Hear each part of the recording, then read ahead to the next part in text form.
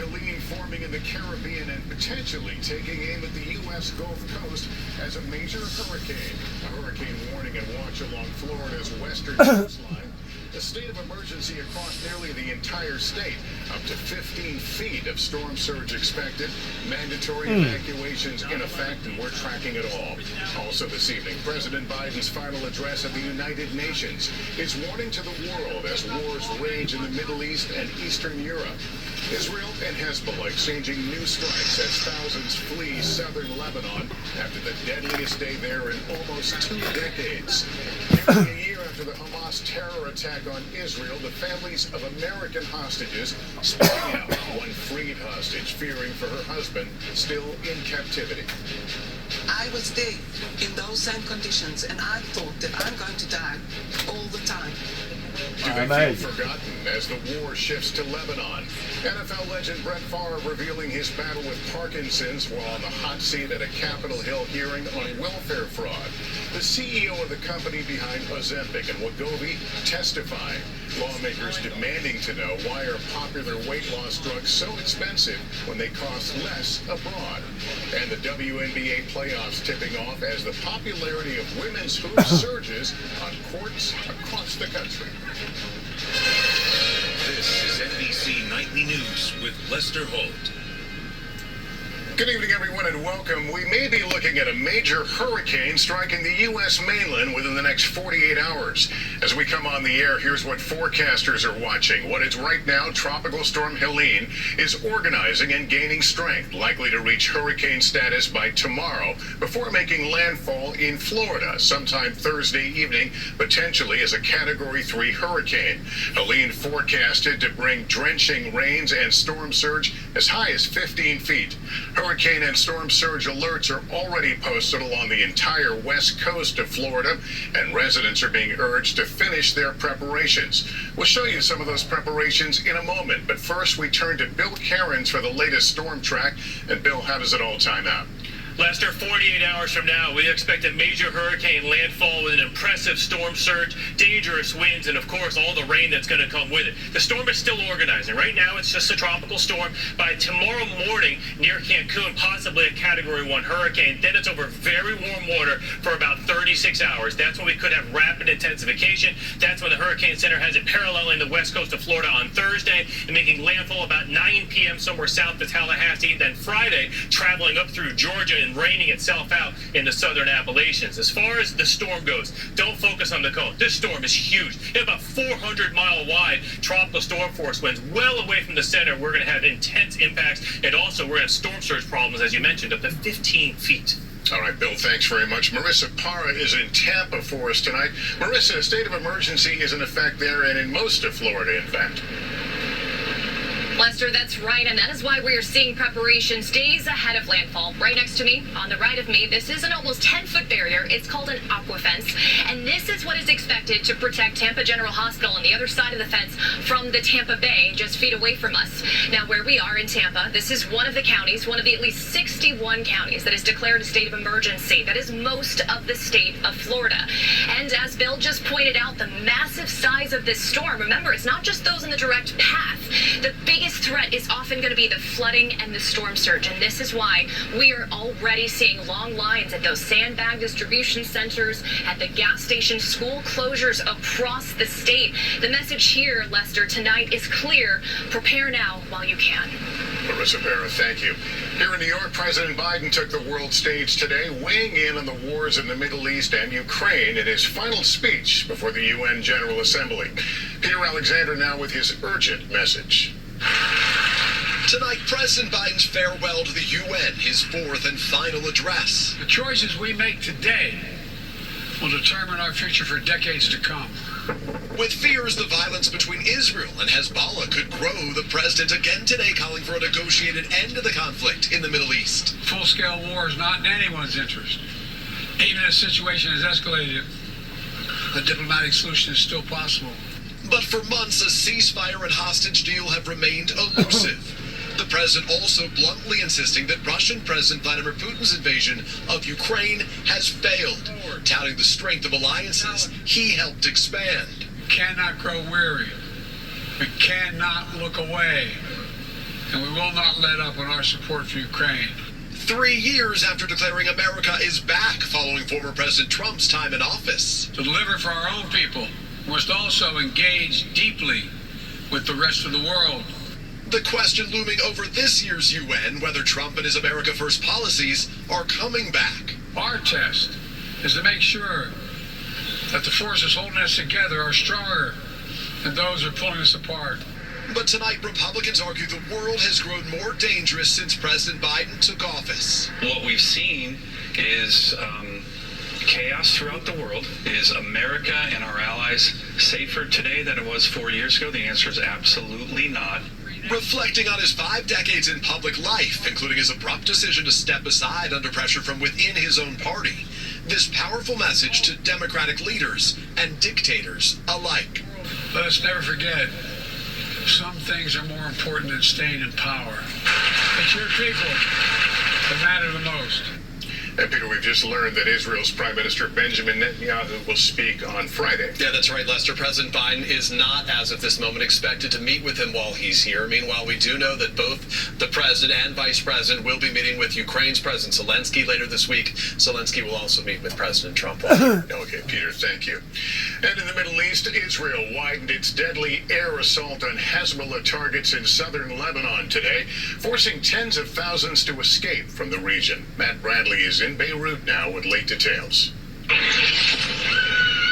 Israel pummeling Lebanon's Hezbollah militant group for a second day.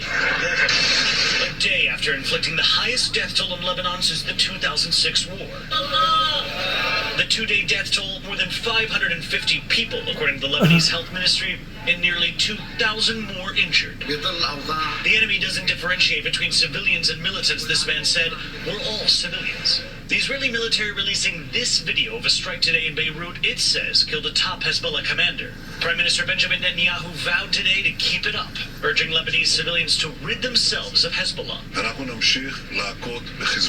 We'll continue to pound Hezbollah, he said. Anyone who has a missile in their living room and a rocket in their garage will not have a home. Hezbollah has been firing back, launching projectiles over the border toward Israeli towns. The huge uptick in Israeli strikes sparking a panicked exodus in Lebanon's south. Traffic backed up for hours for those fleeing, some with serious injuries. This hospital has already received dozens of injuries from the south. Some are being intubated in the ICU, but they're preparing to get even more. Doctors here say all of the injured they treated were civilians. We received usual war injuries, chest, broken legs, abdominal injuries. Many who escaped death and injury have found themselves homeless, seeking refuge in makeshift shelters. Ilham Abdullah fled southern Lebanon with her family and only the clothes on their backs. She said that after they fled, half of her home was leveled by Israeli strikes. There's no house, she told me. And when I asked her if she was afraid for the future, she said, of course. And Matt, you were in Beirut tonight. You've talked to people. What is the sense of their biggest concerns right now?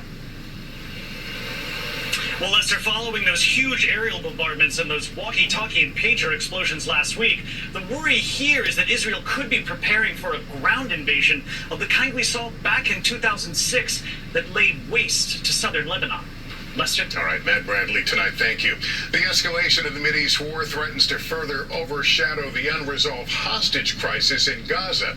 Today I sat down with anguished American families still waiting to bring their loved ones home nearly a year after the October 7th Hamas attacks. It's been nearly a year now since we first saw their faces, those kidnapped by Hamas terrorists on October 7th, including the families of these Americans who we spoke to today. Are you fearful that the world's attention is shifting away from Gaza and the hostages? We're here today, again, to appeal to the people of the world that are failing to see who are the innocents here.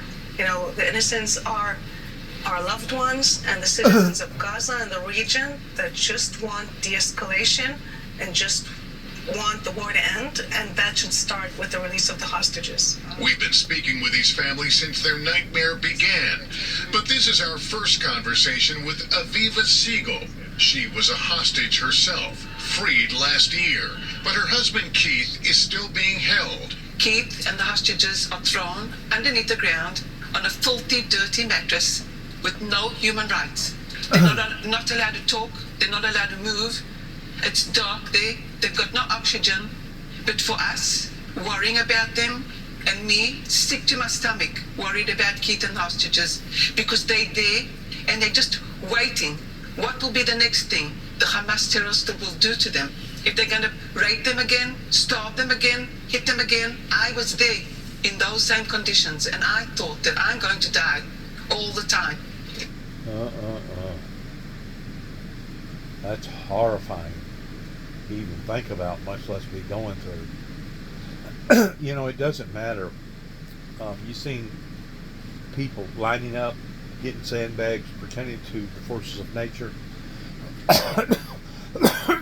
Basically dismantles or destabilizes their economy in that area. Whenever something like this happens, it doesn't matter if it's the forces of nature or the forces of man. It spreads people's pocketbooks thin. Some of these people won't never have a life like they did before the event ever happened, especially if your house just got through being bombed, or if your house just got through being washed away and you don't have flood insurance or whatever. It's just one horrible, nightmarish, catastrophic, bad event after another bad event. Now, I'm not the sharpest knife in the drawer, but I'm sharp enough to be able to realize whenever I watch episodes like this and we see a pattern, a constant pattern that has been now on this trajectory, I guess really ever since COVID has hit. Ever since COVID has hit, we have seen things intensify on levels unimaginable from A to Z, regardless whether it was the forces of nature, the melting of the ice, wars, commotions, starvations, shark attacks, gun violence. Everything that I just got through mentioning times 1,000 is all bad. Is all bad, which is the opposite of peace and utopia. So you tell me what's going on. You tell me that we haven't been hijacked as a planetarian inhabitants here up onto the planet. You tell me that Satan ain't coming down in great wrath because he knoweth his time is short. It's hard to hear these stories. And Yael, what is it like to hear these stories for you? Yael's 20-year-old son, Idan, was also kidnapped. It's very hard stories to hear. Like, I'm worried sick for the well-being of Idan. Every time that I'm meeting Aviva, I'm giving her like the biggest hug that I can, and I'm feeling like I'm hugging Idan, because to see her, it's a miracle for me. She's like an angel. Mika is Idan's sister. It was so surreal, like texting and talking to Idan like 2 days before, and then hearing on October 7th that I was just not gonna be talking to him, and now it's been a year. So it's been like a year that like my best friend, like that I was growing up with, has just been like gone from my life. I'm sorry. No, it's okay. It's been very difficult. And Aviva, at the same time, looking at you here, it is a sign of hope that it is possible. It's a sign of hope, but I want to tell you that I look strong. But I'm broken up into pieces. For all the families and the hostages that are there, I'm going to scream as much as I can until they come back. How would you describe this past year?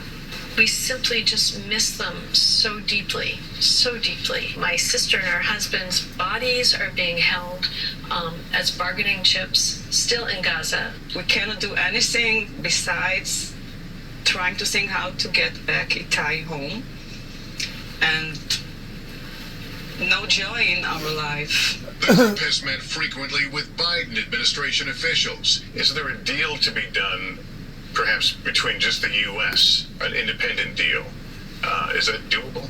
I believe that the administration needs to look at all of its basic assumptions, reevaluate them each day all over again, and see what is the best way to get its citizens out. That the U.S. has an obligation to get them out of harm's way. Governments at this point, in order to end the madness, have to be willing to get out of their comfort zones to press Hamas first and foremost. 1 year on, it's almost too much to bear. Lester, walking up here from the train this morning, a person saw my shirt and kind of threw haphazardly, "Do you really think there's anyone alive there?" And I told him, "Yes, I do. It's my son there." "What do you mean?" "Yes, my son is there." Can you imagine what a nightmare it is to wake up every morning and not know if your child is alive, to know that they're in this horrible conditions for almost a year now, and that their life is at stake every single day? Part of our emotional conversation earlier today here in New York. We'll take a break, and in 60 seconds, the Justice Department accuses Visa of illegally monopolizing debit card transactions, saying it has cost consumers and merchants billions in fees. Plus, NFL Hall of Famer Brett Favre reveals his health battle. Stay.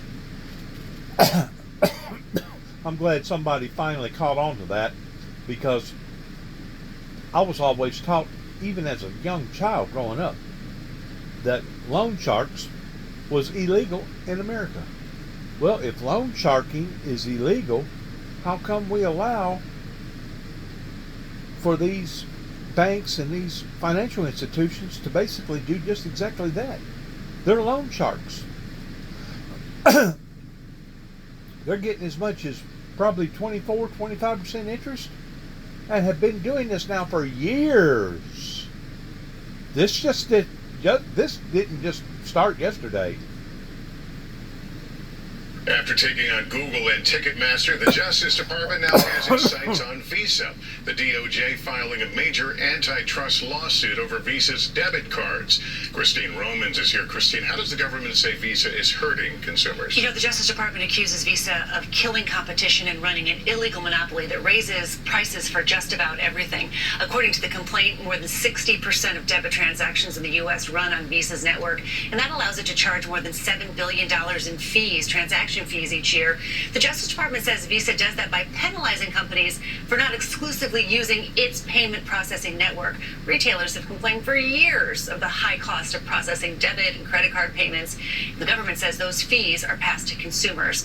Now, a Visa spokesperson called the suit meritless, saying there's an ever-expanding universe of companies offering new ways to pay for goods and services.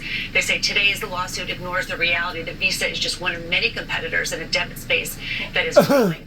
But this is the latest move in a tough antitrust stance from the government, also targeting online ticketing and digital advertising, Lester. Right, Christine Romans, thank you. On Capitol Hill, a major announcement from legendary NFL quarterback Brett Favre. The 54-year-old Hall of Famer telling lawmakers he's been diagnosed with Parkinson's disease. It came during a hearing on the alleged misuse of welfare funds in Mississippi. Favre has been accused of accepting $1 million in fees from a welfare program for speeches he never gave. He denied wrongdoing, paid back the money, and has not been criminally charged, but was named in a civil lawsuit filed by the state. And up next here tonight, they can be game changers when it comes to people's health. So why are the costs of those breakthrough weight loss drugs so high? I told myself. Greed. Greed, and more greed. That's why. People trying to make up for their losses during COVID.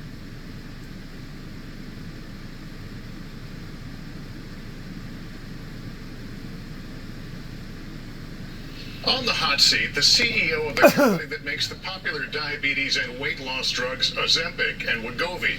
Lawmakers demanded to know why Americans pay so much more for them compared to other countries. Here's Stephanie Gusk. The drugs Ozempic for diabetes and Wegovy for weight loss have created a revolution in healthcare. At a Senate hearing today, Lars Jorgensen, the CEO of Novo Nordisk, the Danish company that makes the drugs, was grilled. Stop ripping us off. Senator Bernie Sanders pointing out that the list price for these drugs is much higher in the U.S. than in other countries. Look at the difference in Ozempic in Germany or Wegovy in Denmark.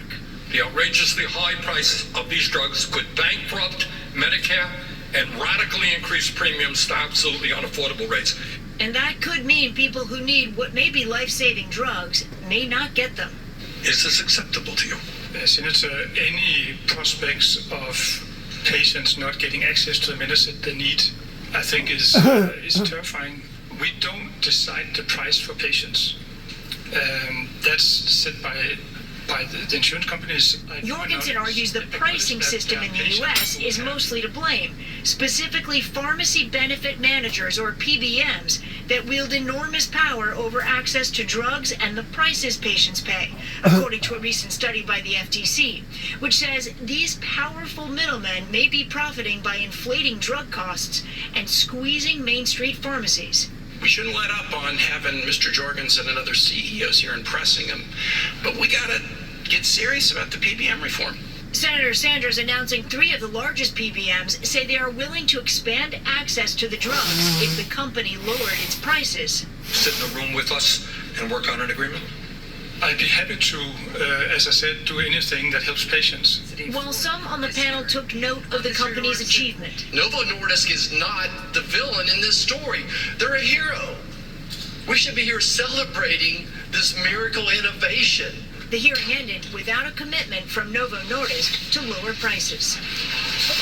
Stephanie joining me now. What could the results be if the PBMs and Novo Nordisk do come to the table? Well, Lester, the largest PBM in the country is CVS Caremark, and they shared with NBC the letter they sent to Senator Sanders that assures a price drop would lead to expanded coverage and expanded access. Now the pressure is on Novo Nordisk to drop that price. All right, Stephanie, thanks very much. And coming up, who's got next? As women's basketball surges in popularity in college. Wow. Just one rip-off right after another. Director Michelle Campbell says with another hotel in walking distance from the center, they will become more appealing to those looking to hold larger events. On top of traffic for the center, Campbell is sure downtown will too thrive. So if we can get a conference that's 300, 400, 500 people that are here regularly, yeah, that's an economic impact that everybody will feel. The city, the community, everybody. Today, the board said they're going to work on getting in contact with city leaders to express their interest in the project. They hope Campbell and other board members can join in on conversations about the hotel's plans. Jen. Thanks, Ariana. For previous coverage about the new hotel and the disillusion of the City Block project, go to WPSD.com. Now, your Weather Authority first forecast. We were able to enjoy some relief from the higher humidity today as a cold front passed through the area very early this morning and kind of bringing an end to those rain chances this evening, at least for a short period of time. You can see most places in the 70s, as warm as 79 in Union City, 73, a little cooler in Carbondale with a few clouds overhead. And you can see Cape Girardeau obviously not reporting this hour, but Paducah 78 with sunny skies overhead. And through the rest of tonight, we'll enjoy those temperatures dropping down into the lower 60s by early tomorrow morning, 62 degrees, 7 a.m. with a very small chance for some sprinkles. Otherwise, mostly cloudy skies. That'll be the rule for much of tomorrow. But then we have a tropical system we're tracking that will bring rain to the region. We'll track it all hour by hour coming up in just a few minutes. Continuing coverage, local leaders are calling for change after workers were exposed to an unknown substance at the Shawnee Correctional Center. It's the latest in a series of incidents where unknown substances have been mailed to prison facilities all across Illinois. In response, numerous Southern Illinois lawmakers are calling for a temporary stop to processing mail to these facilities. That's outside of important legal documents. The group includes state senators Dale Fowler, Terry Bryant, and Dave Severin. That says the Illinois Board of Elections confirms that the FBI is investigating a suspicious letter that arrived at their Springfield office on Friday. They're just one of more than 20 election boards nationwide to receive suspicious packages recently. Those packages list the sender as the USTEA, which stands for the United States Traitor Elimination Army.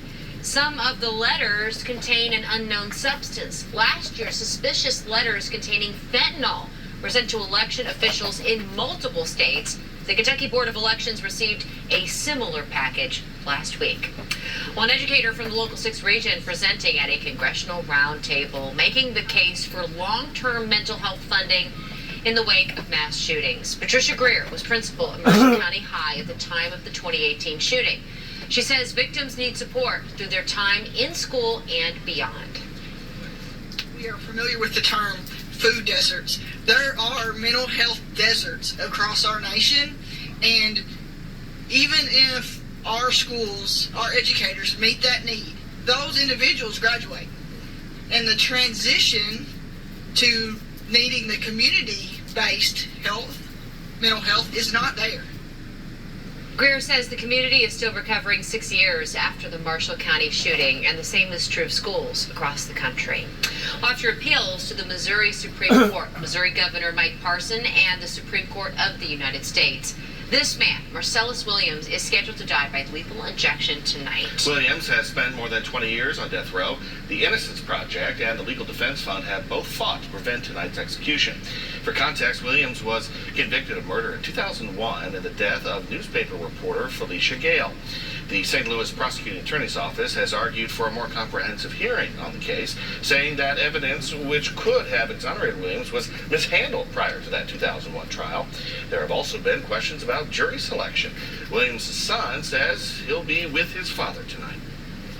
I'm going to stand there firm and show my dad he's not alone if this is what it comes to, and I'm ready for it. The Supreme Court did not give a reason for refusing to stay of execution. That's normal for cases on its emergency docket. Williams is 55 years old. Health headlines now. WIC, short for Women, Infants, and Children, turns 50 years today. Healthcare provider. 55 years old. That means he was arrested and put in jail at the age of 35. He's been in jail now for 20 years. 35 years old. That's a long time. That's a long, long time. Across the country and here at home are celebrating that milestone and the program's impact. So today, the Purchase District Health Department hosted a resource fair to ensure mothers in this area are connected to WIC.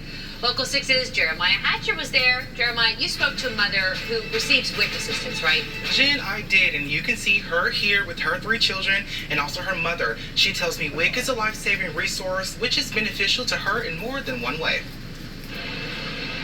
Healthcare providers, mothers and children celebrating the 50th anniversary of WIC, a federal program giving mothers like Stephanie Cole a helping hand.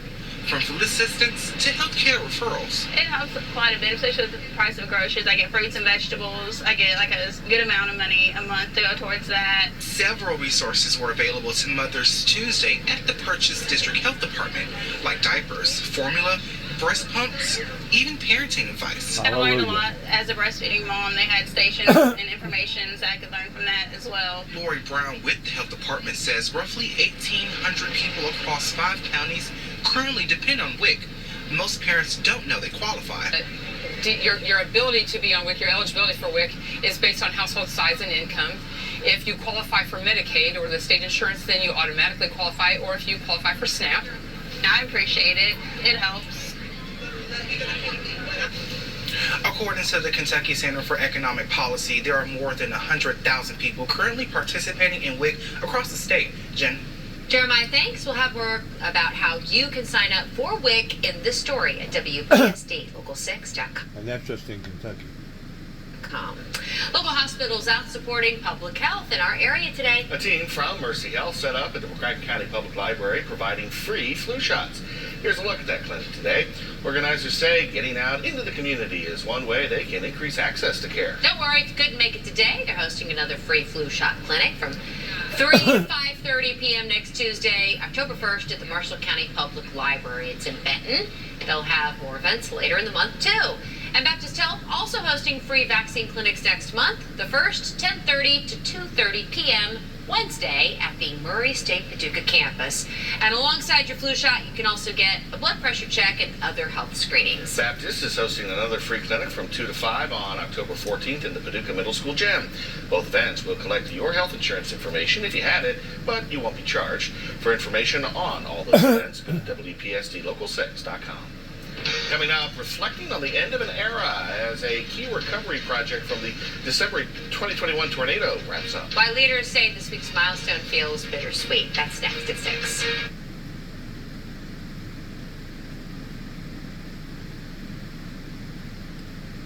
Project on Thursday. In total, they built 81 houses for victims of the December 2021 tornadoes. A local school honored today with a blue ribbon. It's a Department of Education program. Let's back that up a little bit. I didn't mean to go over that. Right. I feel joyful, but yet sorry that I'm having to leave. I've enjoyed it so much. A day of reflection with the Mayfield Long-Term Recovery Group Luncheon marking the end of a major project. Nonprofit Samaritan's Purse finishes its work in Mayfield this week. The organization has really built dozens of homes in the area since the December 2021 tornado. Here's a look at today's luncheon. Samaritan's Purse has been working in Mayfield since early 2022. Alongside the city, the group's worked on projects in Marshall County and Dawson Springs. They're dedicating the last home of their project on Thursday. In total, they built 81 houses for victims of the December 2021 tornadoes. What a blessing. What a blessing.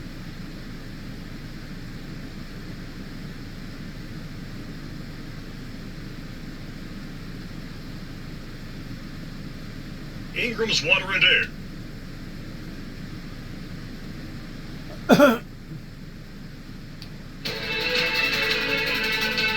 We are tracking the tropics once again, and it's going to be impacting our weather as we get closer to the weekend. Right now, officially, we have Tropical Storm Helene, and you can see it's becoming a lot more organized as we get closer and closer to Cancun. Over the next couple of hours, it is expected to become a hurricane overnight tonight. Current winds are at 50 miles per hour, pressure at 995 millibars, and continues to drop. It's going to be moving into the very warm waters of the Gulf of Mexico, and that's why the strengthening is anticipated at least to a major hurricane early Friday morning for parts of Florida, anywhere from Tampa all the way back to the Panama City area. The Big Bend is really going to be preparing over the next 24 hours as that storm gets closer. It is going to be a large storm, far-reaching impacts, and also impacting our area. As we look over the next couple of days, you can see that remnant low will make its way up through the Appalachians and into central portions of Kentucky and Tennessee, eventually spreading rain in our direction. Let's look at the big weather pattern here. You can see we've got one cold front pushing through the area this evening. You probably noticed that dip in humidity. A secondary push of cooler air is also going to be coming through during the day tomorrow, and then it's going to stall out. And all of this moisture associated with this tropical system is going to be working with that overriding moisture into our region, and also working with an upper level low, so an area of cool air aloft, and it's going to produce some rain, and some prolonged rain for Friday and Saturday across the local 6 area. Let's take a quick glance at some of the first projections of rainfall as we head into the weekend. Remember, this is Friday into Saturday, ending at 6 o'clock on Saturday. You can see the heaviest tries to come into northwest Tennessee, up into Kentucky, but really most of the local 6 area getting some beneficial rain into the region on the order of 2 to 4 inches of rain on average. So that begins on Friday, but as we look outside right now, the heavy weather is now to our east from that first front that came through the area. We do have some sprinkles, so maybe the clouds that move in overnight tonight and throughout the day tomorrow, I could feel a few sprinkles here and there, but generally stormy activity is moving off to the east. And a closer look at home, you can see most of that activity, the storms at least, moving into middle Tennessee, and some of those sprinkles making their way across the I-64 corridor and back into the Ozarks of Missouri. Right now, though, beautiful sunset as we look at Sky Tracker this hour, 78 degrees, our average high this time of year. You covered, obviously, the R. Kelly situation. In raising, logging, mine, or anything else, they will be able to find any approval documents or applications on a single one web page, one-stop shopping. So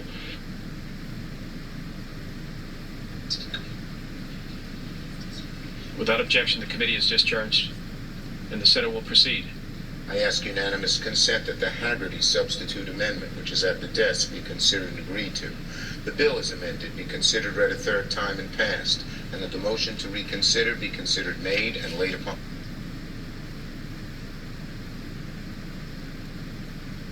Failed socialized healthcare system. Here he was with his comrade Stephen Colbert last night. We come up to you guys to get cheaper drugs. Yeah, we come over the border for cheaper drugs. You guys okay with that? We're happy to try and help you out, but it'd be really easier if you guys had universal health care. You think that schmuck's waiting in line for universal health care? Nah, he's rich. He just pays on the side and gets anything he needs taken care of. It's the peasants that have to suffer through it. Notice how they all cheer for him, too. Meanwhile, Canada's healthcare system is a disaster. Long wait times, staffing shortages. Doctors are sending patients to the United States just to get a CT scan, even prescribing medically assisted suicide to people who can't get adequate care. This is the beauty of government-run healthcare. Imagine your doctor's office experience is just like your DMV experience. Doesn't that sound fantastic? A whole bunch of people that couldn't care less if you live or die. Take a number, go sit down. We'll call you in 9 hours, maybe. Sounds great, doesn't it? All right, they can't believe you don't want thousands of Haitians dumped into your small town. This is coming to a town near you. What is coming to a town near you? It's our America. We built it. Courage, freedom, millions. Our way of government, we're wasting tax dollars on inefficiency. But there's something we can do today with this bill to make government applications easier to find and Negative. to drop out of school. Our monthly donation can help communities in need of life-saving treatment. He's dissing the Catholic charities here in New York, and it's going to be publicized everywhere, every news show. She's dissing a lot of Hispanics, and she's already in trouble. She's barely at 50-50 with it. Last word, real quick, just got a few seconds. The last word, Gallup's forecast has Trump winning nationally by 3 points. They are scarily accurate. He's up 3 points nationally. This thing is over. All right, Mark Simone, Joe Concha. I'll be right back. Here, I heard about Relief Factor from my wife. I took it every day.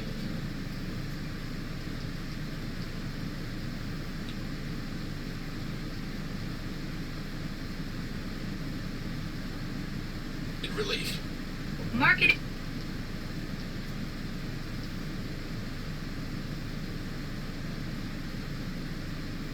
Times the impact. Well, that's going to do it for tonight. Good luck to all of us. Uncomfortable, swelling, itching, and pain. Good luck to all of us as we go forward and trying to But what matters the most about Session, and Senator Paul be recognized to get over all this stuff that everybody's going through right now. Senator Paul be recognized to make a motion.